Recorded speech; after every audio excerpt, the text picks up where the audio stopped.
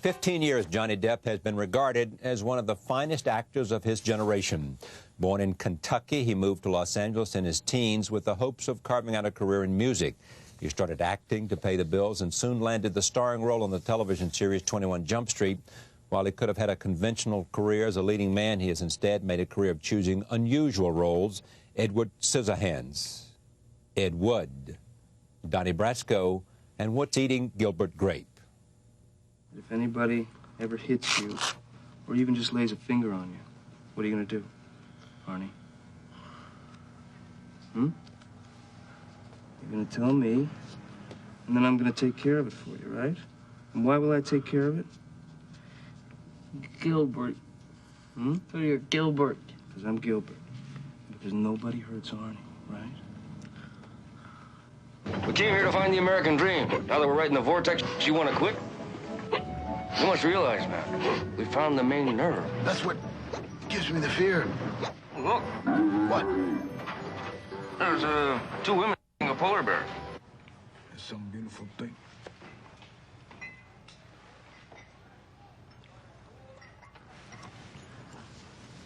Why don't you give it to your wife? My wife? How am I gonna give it to my wife? I ain't married. You got a girlfriend? Yeah, I got a girlfriend, yeah. So marry her.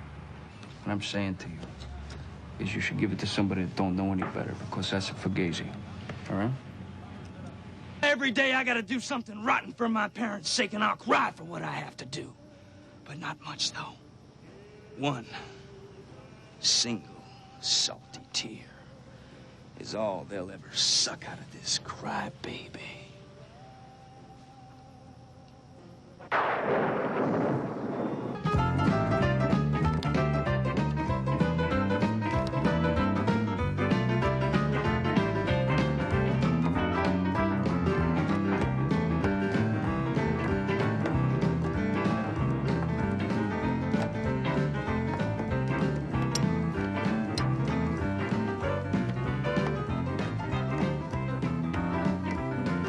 I am Don Juan. And if you will not medicate me for these 10 days, I will prove it to you. All right, and what if I don't believe you're Don Juan? Then I will take your medication. Do we have an agreement? Do I have these 10 days to tell you my story? I'm about to tell you something that I never told any girl on a first date. But I think it's important that you know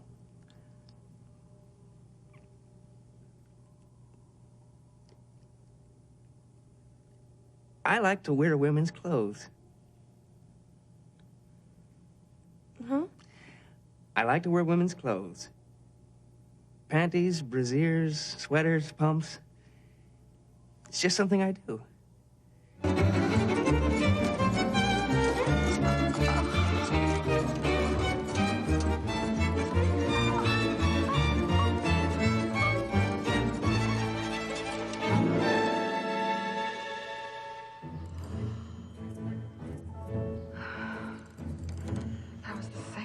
Thrilling experience of my whole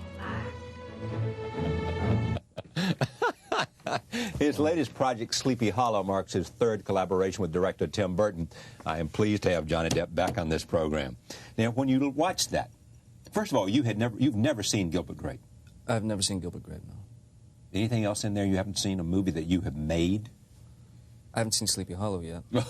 Is that right? Yeah, I'm kind of masochistic in that way. I'm going to wait until the premiere to see it, which is really... Because you want the joy of seeing it for the first time at the premiere? Yeah, well, joy is not the word I would... I mean, pain? Yeah, I mean, if I could not see the movies, I think I'd be better off. I get very uncomfortable watching myself. It feels strange. You know? Do you like being an actor? I do, most of the time. Most of the time. I mean, there are some occupational hazards that I could live without, but yeah, I mean, it's a good job. It's okay, but I mean, is it art and passion and all that for you, or is it simply craft and like a good plumber, I'm going to do a good job and move on? It's passion, certainly. Art, I would say I would aspire to be able to do something that's considered art. I'm not sure that that can be done in the movie industry, the movie business, because of that fact. It's the movie business. There's commerce involved. Because of the demands that they make in terms of box office, or their assumptions about box office? Assumptions about box office, demands about box office results, return on the money, all that stuff. Things that really are none of my business. You know? I mean, when my job is done, it's done. And so, yeah. You set out to be a musician, and you got into this for a lot of reasons, and you are, you know, highly regarded. Oh, is it the downside of it, the loss of privacy? Yeah. Yeah, the loss of privacy, kind of, even more than just the loss of privacy, the sort of aggressive invasion on your privacy, on your private life. It's very strange because you are treated in some circumstances as a novelty, and that's a very uncomfortable position to be in. I mean, mostly by this, particularly like the paparazzi. Yeah. They have a tendency to be pretty aggressive. You're back with Burden. Yeah. Scissors Hand, Ed Wood. Yeah. What else? Is this the third? Yeah, this is the third. Yeah. There is that kind of slant about you, which you and Burton share. Yeah, I think we connect on these kinds of levels. Yeah. Well, what other kinds of levels? I think we share a similar sense of humor. For some reason, on this film, we had a particular obsession with Georgie Jessel. Oh, I heard about this, yeah. Give me your best Jessel. Good morning, ladies and gentlemen. Jovi Jessel here. It got so bad, I mean, our obsession with Georgie Jessel, that literally they'd roll camera and the guy would do the sticks, and I'd just be getting ready to walk into frame, you know, to begin the scene, and suddenly I would hear, And action! and it was Tim doing Georgie Jessel. And then, of course, at the end of the scene, Cut! you know. So we were sort of obsessed with Georgie Jessel, and why aren't there people like Georgie Jessel today? At this stage in a relationship where you're both on the same wavelength, where you've done several things before, is there much communication about what you're doing and what he wants you to do and where you've married those two? Tim is particularly amazing in that way for an actor. He's a dream for an actor, because he will give you suggestions, and he'll plant certain seeds, and then you take that and you use that as an ingredient. But he allows you complete freedom to create a character from the ground up. Even there were times, I mean, before we did Scissorhands, he rehearsed everyone. He didn't rehearse me. He didn't really know exactly what I was going to do when I walked on the set. Same thing with Ed Wood. I mean, I spent the first 2 weeks of Ed Wood and Scissorhands, and in fact Sleepy Hollow, thinking that I was going to be fired. I was going to be replaced. Because I just thought, there's no way I can get away with this. There's just no way. But luckily Tim was happy with the stuff, and I didn't lose my job. You're not serious. Oh yeah, I swear to you. I swear to you. I can remember when we were doing Scissorhands, we were living in this sort of resort, some kind of country club thing, and there was a knock at the door. This is like 1990. There was a knock at the door one afternoon, and everybody was off rehearsing. And there were two young girls at the door, so I figured, well, they found me, and maybe they want me to sign something. I don't know. You know, you get used to sort of conditioning. So I opened the door. I said, "How do you do?" And they said, "Hi." And they said, "Is Tom Hanks here? Does he live here?" I said, "What?" They said, "Does Tom Hanks live here?" And I said, "No, not yet." Not that I know of. And I was convinced that Hanks would be replacing me. I was convinced. That's great. It was one of the most frightening moments in my career. You don't seem to be the kind of guy that would have an insecurity in your body. I mean, you seem to say, take life on my terms, and if you don't like it, fine. If you don't, I mean, you know. That makes more insecurities. No, I got plenty. I got plenty. But I do feel a kind of need to follow what it is, whatever it is I'm after. I mean, I need to bash on into the direction that I'm going. Yeah, it's important to do what you want without much compromise. Sure, sure. I mean, but at the same time, it's important to be a professional because other people, and they have a certain element of accountability. And yes. Yeah. I mean, professional is a good thing. Yeah, absolutely. Yeah. Try not to be late. All that stuff. Well, that's exactly right. Yeah. You know, then we owe it to our fellow. Oh, you bet. Yeah, you got camera people. When you got 100 people sitting on a set, waiting for you. Yeah, you get the long face when you arrive. No, I don't do that. You don't do that. All right, Ichabod Crane. We're going to tell the story. I mean, we know the story, but in this case, you are a police constable. Yes. Who come up to Sleepy Hollow to do what? Basically, Ichabod Crane in this version of Sleepy Hollow is a constable in New York City. And he is not well liked by his fellow officers and by the brass. Pray tell why. He's sort of he fancies himself a kind of ahead of his time, so he's invented these kind of forensic, for forensic studies, and he's invented these sort of tools and things like that. And he's a pretty self-righteous type guy, and he's not liked at all. So he's sent away to Sleepy Hollow to investigate these sort of gruesome murders. He's also a coward. He's a complete coward, yes. He's a total coward, yeah. All right. Here is the scene from Sleepy Hollow where Ichabod Crane is being briefed on the murders in Sleepy Hollow. Here it is. Both of them strong, capable men, found together, decapitated. It's a great cast of people. I mean, Unbelievable the great Gabon. Michael Gambon is a genius, Yeah. All those guys, I mean, walking into that room, that was one of the first days of shooting, maybe the first day of shooting. And walking into that room with Michael Gambon, Miranda Richardson, Richard Griffiths, Jeffrey Jones, Ian McDermott, it doesn't get better. I mean, it just doesn't get any better than that. Yeah. You learn from them? Absolutely. You become a sponge and soak up as much as you can, absolutely. Yeah. I mean, when Michael was here, he came by on the stage. I mean, he's just amazing.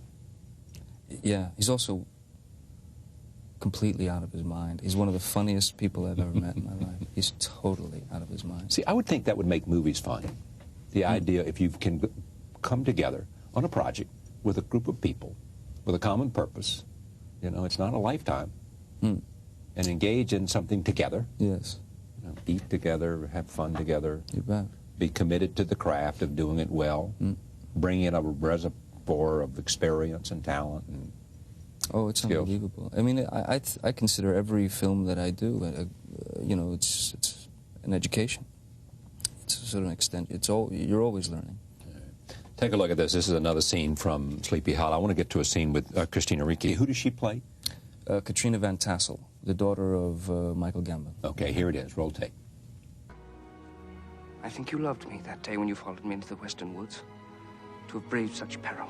What peril was there for me? It was my own father who controlled the Headless Horseman. You, as I was watching her, said you first met her when she was 9. 9 years old, yeah. She's now 19. Now 19. There are love scenes in this movie. There are intimate scenes, and it was odd. It was it was uncomfortable because I still have that image of the 8, 9-year-old girl in my head. So it was uncomfortable. But we sort of laughed about it and got over it. Boy, she's hot too, isn't she? I mean, and I don't mean hot in the sexy scene, but she's hot in terms of her career. She's doing very well. Yeah, she's making good choices, and she's doing really well, Christina. Speaking of choices, have you made good choices in your judgment? I mean, do you look back and say, look, I did what I wanted to do. It's defining of me, but if you don't, you might have wanted me to do something else, but that's not where I was in my own head.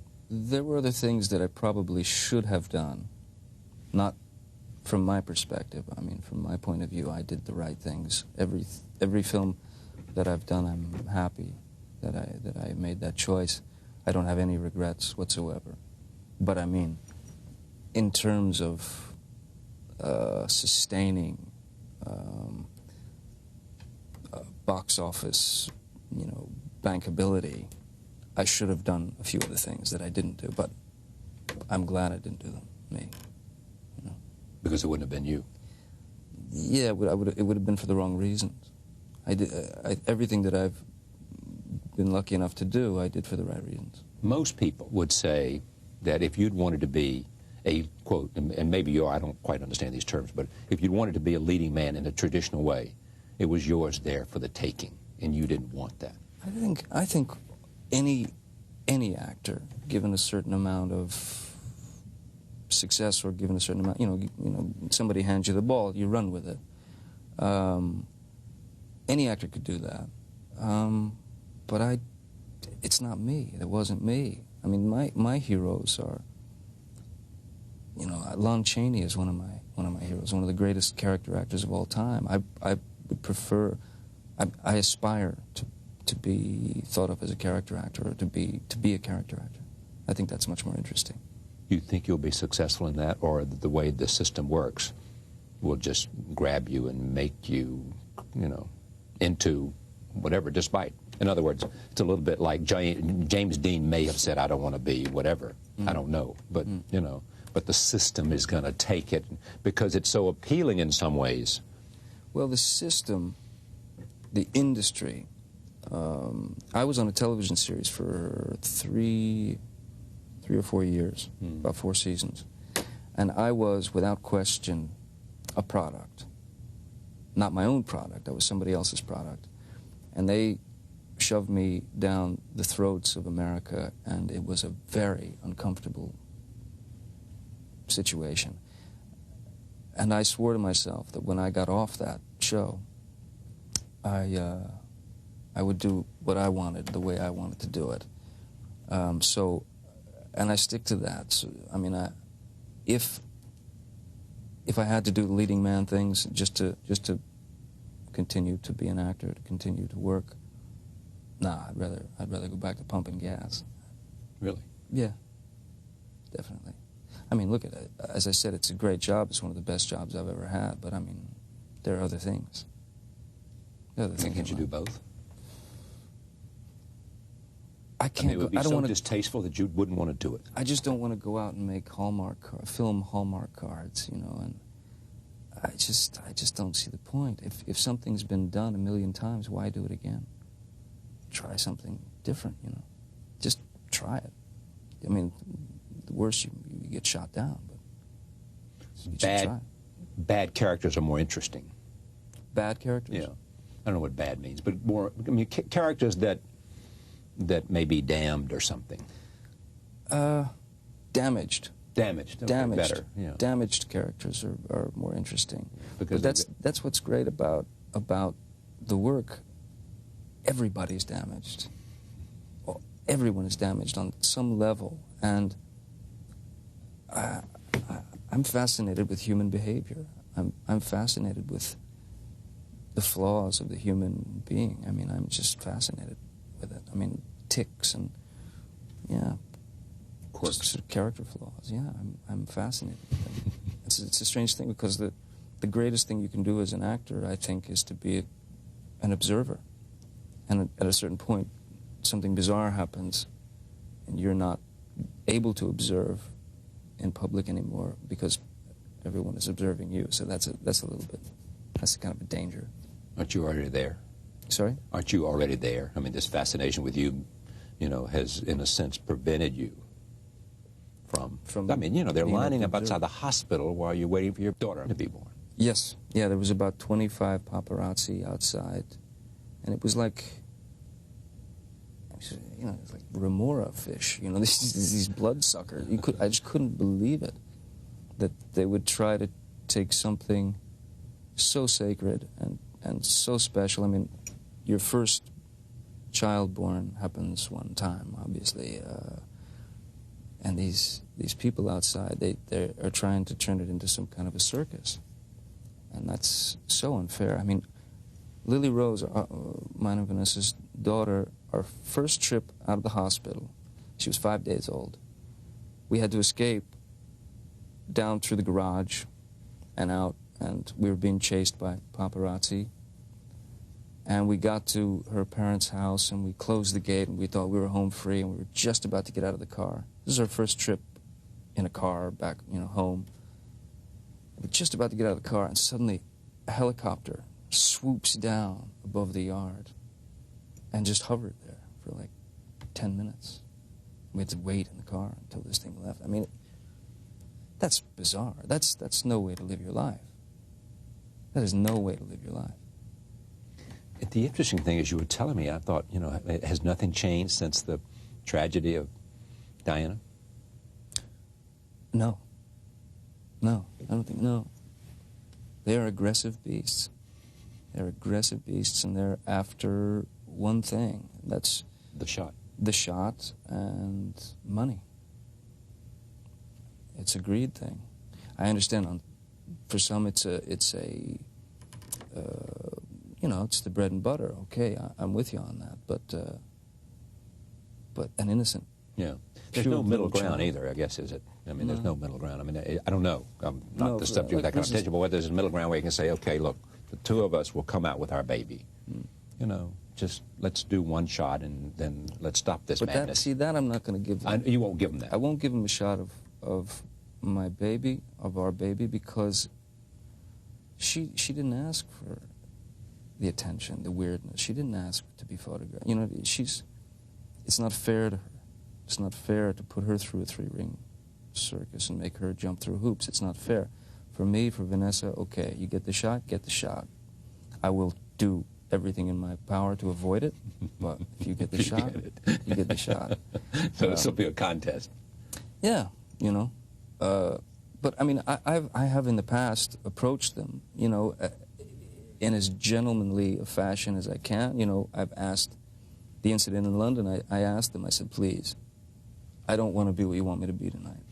I don't want to be Johnny Depp for you tonight. So we're celebrating. It's a special night. Please leave us alone. And they were very aggressive. And just in that voice, I bet. Yeah. About like that. And they were aggressive. And I had to take another route. Well, what did you do? I just so happened that there was sort of a piece of wood about yay big, about that round, and yes.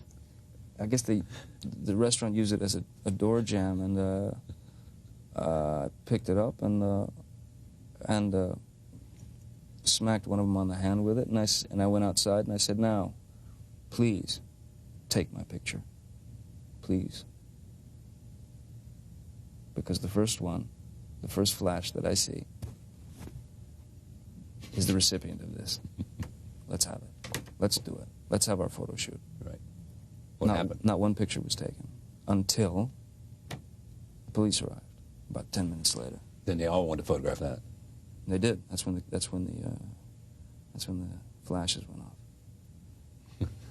But it was a yeah, and it's not funny. I know I'm smiling because your retelling of it is. It was in fact a beautiful moment. It was a beautiful moment because it showed them for what they really are. And it was a kind of poetry to it. It was beautiful. I don't regret it at all. If I have to do it again, that kind of thing, I would do it again. So when you were sitting in the jail for 5 hours, you said it was a beautiful moment. Yeah, I just said to the cops, let me know when I can leave, The cops were real nice. Yeah. In fact, it's funny that the jail cells over there are not called, they don't call it cells, they call them custody suites, which I thought was very nice. Are they custody suites? They're cells. But they were real nice, the cops, in fact. I liked them. Oh, you liked them, and so you got along with them fine. Yeah, in fact, they understood. They said, you shouldn't have to do this. Yeah. Endure this. Yeah. No. Man, this baby's great, though, huh? She's everything. The baby is everything. It's so amazing, my little family. It's just it's unbelievable. It's I don't know. It's the only thing that's ever happened to me. Really, the only thing. Everything else is smoke. This is it. This is real life. Did you see the birth? I was there, yeah. Unbelievable. I mean, I've been, since May 27th, when my daughter was born, I've been floating. I smile constantly, which I never did before. And you never imagined you would have it this kind of... No, you know, you can never...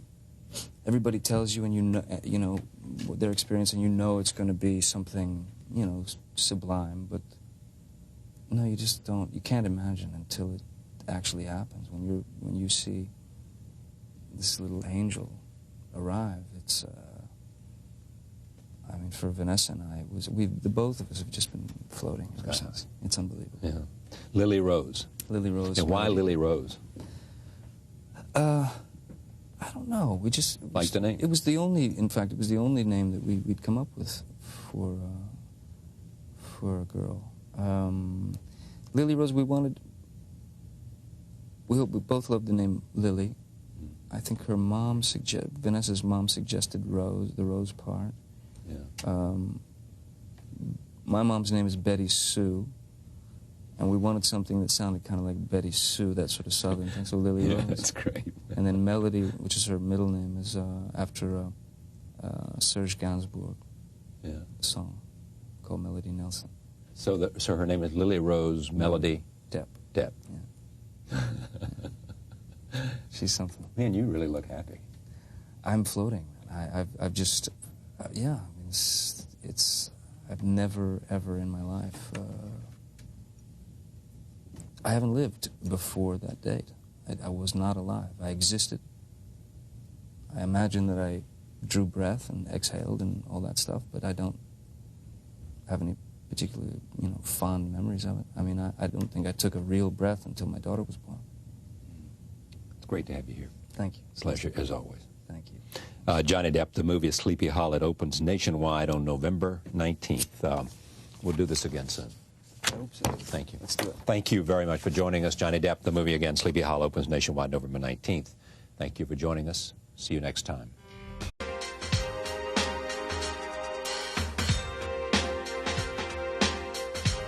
For almost 15 years now, Jon Bon Jovi has been the lead singer and songwriter of the band from New Jersey that bears his name. One of the most popular acts in rock and roll, he has sold more than 75 million albums worldwide. Now he is not only recording music, but acting in films with 3 movies on the way. His latest record is called Destination Anywhere. Here is a video from it. Joining me now, Jon Bon Jovi, and I am pleased to have him here. Welcome. Thank you, Charlie. It's great to have you. I didn't realize you lived in New Jersey. Yeah, sure. And Jersey is home. You were born there? Born and bred. You seem, according to what I read, have the acting bug. I do. Yeah, I do. It was an accident. I didn't plan to get into acting. I had no desire to get into acting. 10 years ago, when people would ask me if I had any desire, I would say no, simply because I had too much respect for the medium. But I wrote a soundtrack to a movie called Young Guns, and I won a Golden Globe, and I was nominated for an Academy Award, and I was performing at the awards. And when you look out and your audience is Al Pacino and Anthony Quinn and, you know, all these famous movie stars, first of all, I thought, that's a pretty nice seat to have. I'd like to do this again. And I wanted to write other songs for movies, and that would be my outlet from the band. When the band weren't doing albums, I can continue to write soundtracks. But eventually those scripts dried up when directors aren't keen on, you know, putting soundtracks to their movies. But I had been bitten by the bug and took several years of lessons now, and eventually won my first role in a film called Moonlight and Valentino, and it's progressing. What's Moonlight and Valentino? Moonlight and Valentino? And Valentino, yeah. It was Whoopi Goldberg, Elizabeth Perkins, Kathleen Turner, and Gwyneth Paltrow.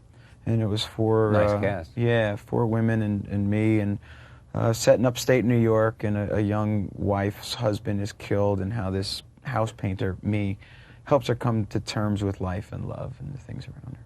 Do you like it? I mean, it's the inevitable question. Do you like it more than music, or is it just a challenge? It's certainly a challenge. I can't say that I like it more, because the great difference is I didn't create it.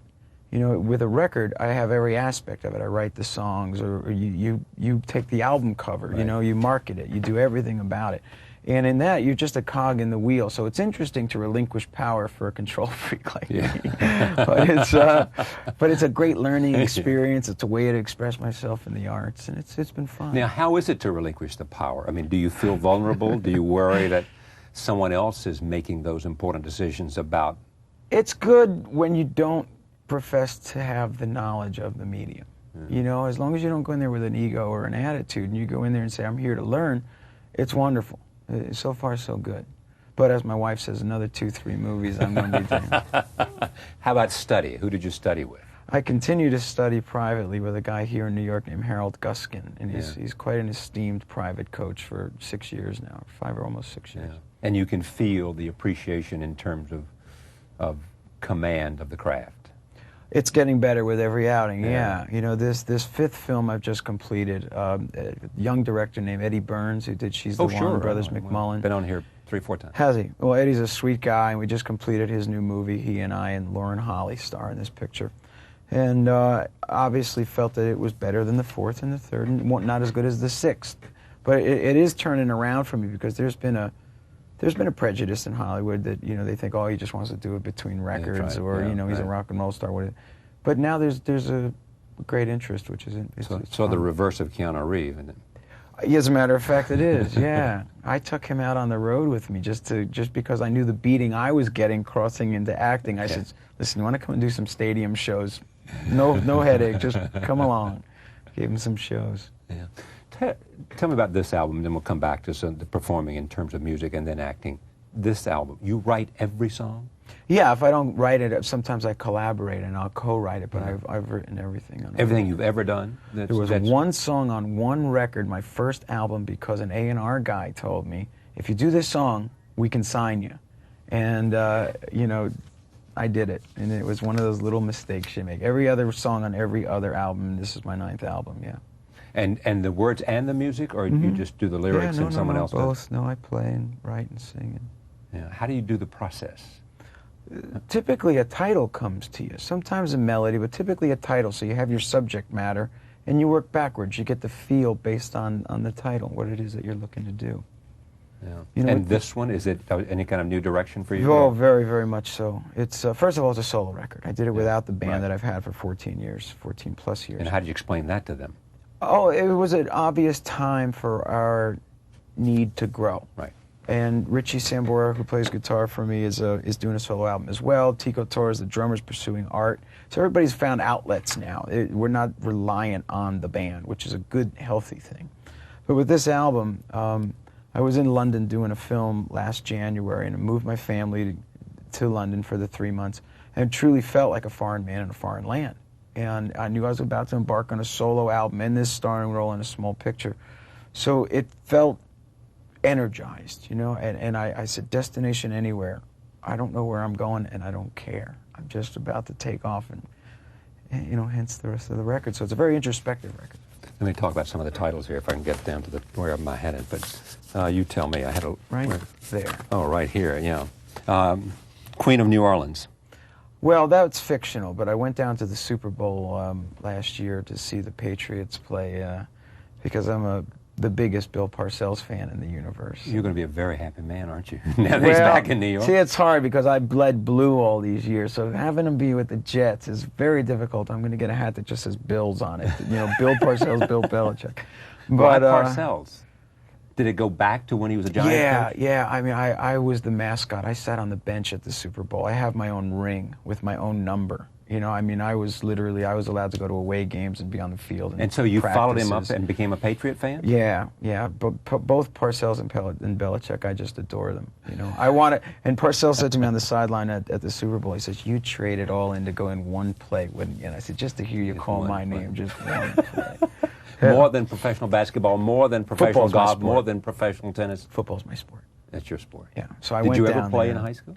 By high school, I became too small, and obviously, you know, you're what, 5'11"? Oh no, I'm 5'9". 5'9", if I'm lucky, and you know, I was probably 120 pounds or something. So all the other guys kept getting bigger, right. And I realized it wasn't not a good idea. So that's a fictional song. That one in particular, because I was in New Orleans, and you saw all the mayhem around there at that time. Janie, Don't Take Your Love to Town. Janie's a very personal song, in that my wife and I, my family and I, were on the road with the band last summer, and I was feeling a bit like an oldies act. You know, we were playing these major stadiums, and it was becoming a greatest hits show. We had this massive fight, and instead of sulking about it. When I came home from the show, and I know that she was awake even though she pretended to be asleep, I had to sit in the bathroom with the guitar, and I came out in the morning with a song. So the best way to get back into her heart was to write something. How old are the kids? 4 and 2. My daughter Stephanie just turned 4. And my No son, tour for this because you want to spend some time, or at least a summer with these kids. Yeah, I'd like to spend the summer. Every year and every album I spend on the road. And with this, I'm going to stay home. Yeah.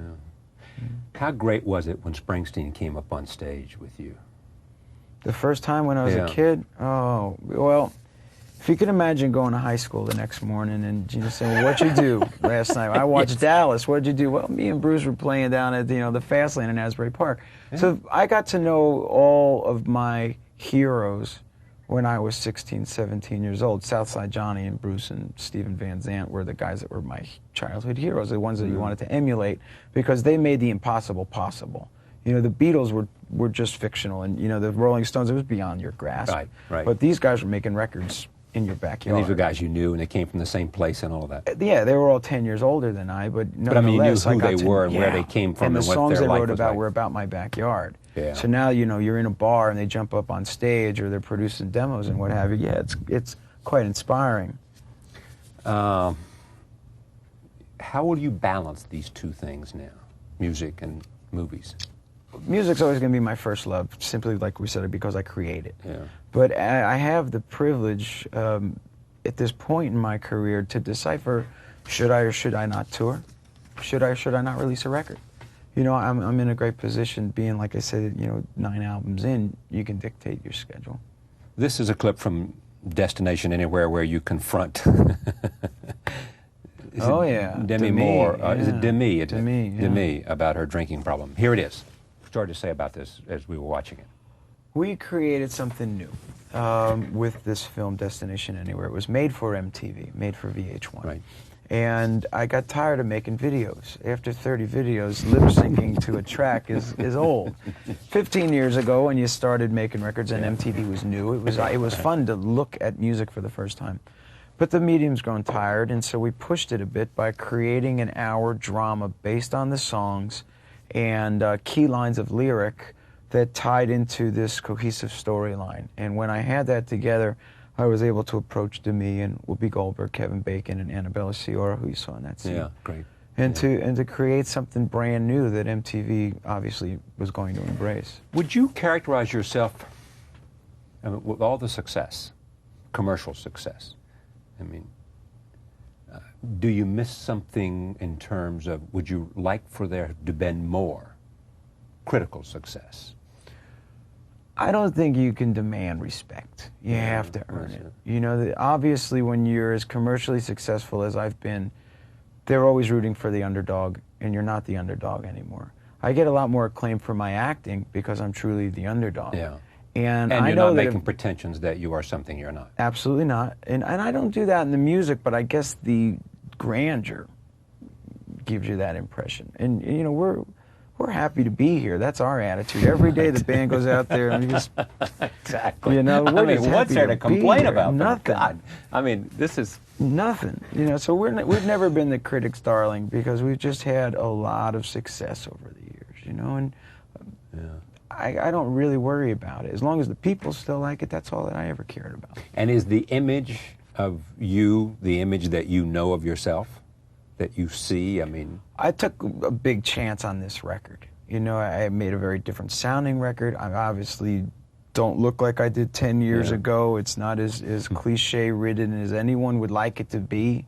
And I don't do it with the public in mind. I do it for me and by me. So 10 years ago, if you showed me the Slippery When Wet album cover and I say, yeah, well, that was me. I was 25 years old. That's who I was. I'm proud of that at that time in my life, but I'm not going to come here at 35 and say, hey, Charlie, guess what? I rewrote Slippery. Not going to work. It drives performers, true or false, mad that the public, which makes them, which gives them at least passage to continue acclaim, wants to hear all the stuff. I understand that. As a fan, I understand that. Don't you want to see your favorite artist sing his favorite song? Yeah. And meanwhile, the guy's been singing it for 30 years and he's gone, oh, God. you know, or we want you to look a certain way, and it just becomes a product as opposed to a person. Yeah. And I'm willing to jeopardize the commercial success on a record here and there, or take a shot and do a movie, when what if somebody would have said, if you do this movie, it's going to ruin your following musically. I didn't care. One thing I never done is made any decisions in fear, regardless of what they were. Some failed, some have won. Good for you. But I don't make them in fear. Destination Anywhere, thank you for coming. Thanks, Charlie. Pleasure to have you I'm here. a big fan. It's really nice to be here. Great. Thank Thanks. you. John Bon Jovi, Destination Anywhere is the album. We'll be right back. Stay with us. Senator John Kerry's here, and we'll talk about a new book about global crime.